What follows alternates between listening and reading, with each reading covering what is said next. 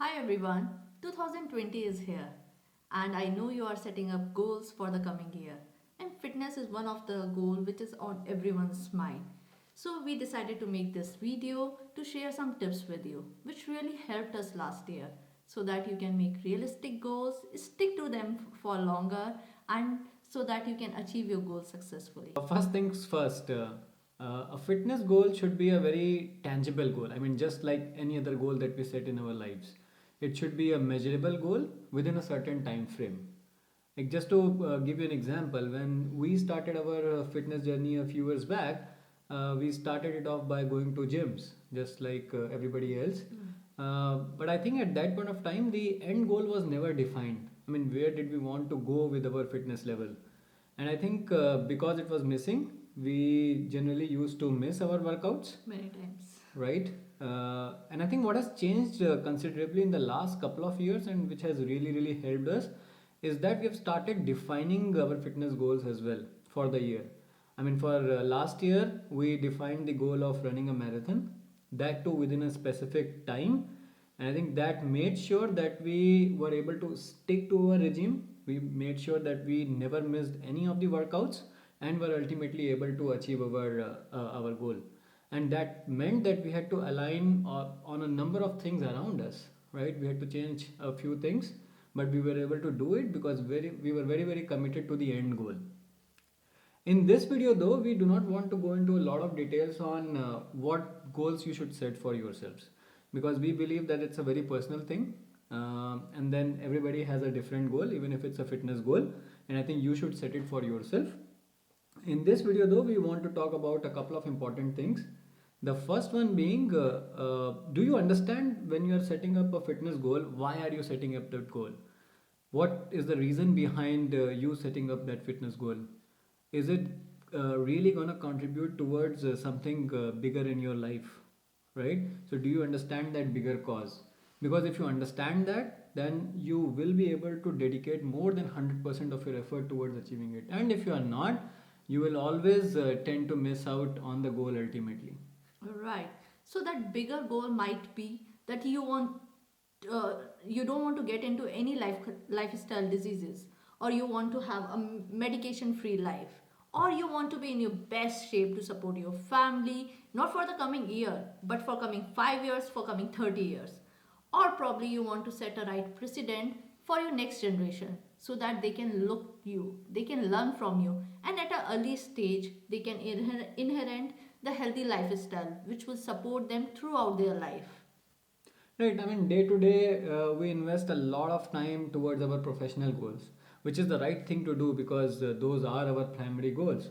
But we do need to understand that if we have to wholeheartedly work towards achieving our professional goals, we need to make sure that our mind and body are in the best shape. I mean, unless it's not the case, it will be really difficult for us to actually follow up on our professional goals as well. And hence, it's all the more important for us to set right fitness goals and work towards achieving them. And we believe that unless you actually align or imbibe on some of the bigger causes that we just highlighted, it will be very difficult, or it will be like really challenging for you to stick to your goal. Right. Moving to the next part of it, how to achieve your goal. We all understand that we have limited amount of time, like 24 hours in a day, where we sleep for 7 to 8 hours, our work takes around at average of 12 hours, and then we left with very less amount of time to spend with our kids, for cooking, and a little bit of entertainment. Right. So definitely, I mean, as we understand that there are only certain things where we can try to optimize and take time out, and we would like to talk about a few of those things which you can look at changing, which we changed in the past few years and have helped us tremendously in making sure that we get the time out. But before that, we wanted to talk about a couple of more things. The first one being, all of us should work on defining a fitness hour within our daily schedules. I think just like we have time defined for our breakfast till our dinner, we should also have this fitness hour formally carved out in our daily schedule. I think that really helps. And the second part is try to find out people, like-minded people, who are again working parents but are still able to take time out for their fitness workouts. right? I mean, just talking to them, you can get tons of ideas which you can bring back to your daily schedules. I mean, it's just like how we connect with the best people in our professional careers. We try to learn from them and make progress in our career. Right. The other thing is, how prepared are you to achieve your goal? Say if you want to lose weight, so are you going to gym, or are you planning to start running, or you want to do workout, weightlifting with your friends? What is that you exactly want to do? When do you want to do? What clothes exactly you want to wear? Which time of the day you are going? Are you going in the morning, evening? Which place will you go? So each and every details you have to work in details, so that when the time is there you are always up for the workout.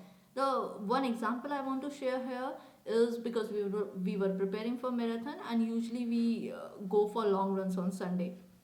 Before the run, we'll a night before the run, we'll just make sure that our clothes are ready, our shoes are out. We will plan our post run meal, what we are going to eat during the run, and what we are going to eat after the run, because usually it's very exhausting. So that kind of planning is required, and which will make you right. For us it will only take 15 to 20 minutes to get ready, and then we are up for the Uh, workout.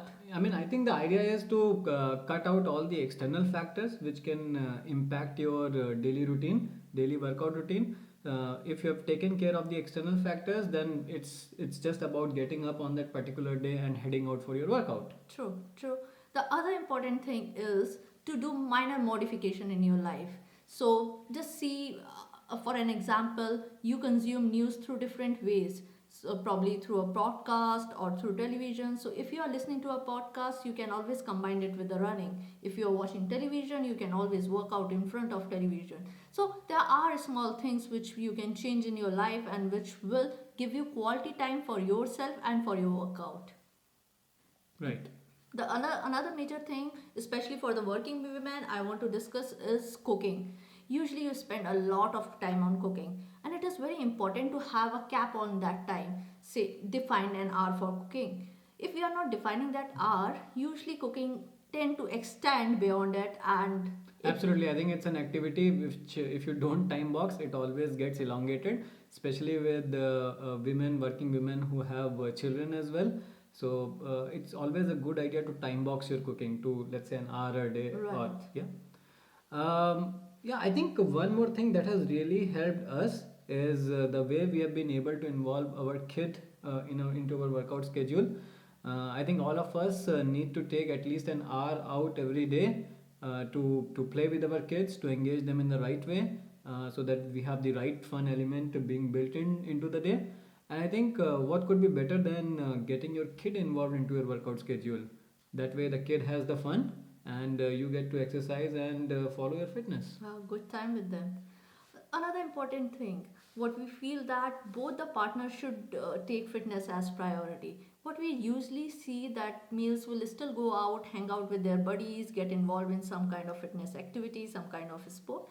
But it is usually the working women who will never prioritize fitness. They Uh, usually get puzzled up with so many Absolutely. I responsibilities. think culturally we are built in that way that men usually still get to take time out, but women just being, kind of, they get bombarded with so many different responsibilities and so many different things that they are kind of completely puzzled and are not able to take time out for their fitness. Right, and we need to understand that women bodies are more prone to deterioration because of pregnancy and after efforts. Absolutely. I think to just to put it in brief, right, for families like us, I think it's important to have the yardstick of fitness defined at a family level rather than at an individual level. So we should set family fitness goals rather than individual fitness goals, because we genuinely believe unless and until both parents or both partners are not conscious about their own fitness levels, the family will never be able to achieve the fitness level that it deserves. Right.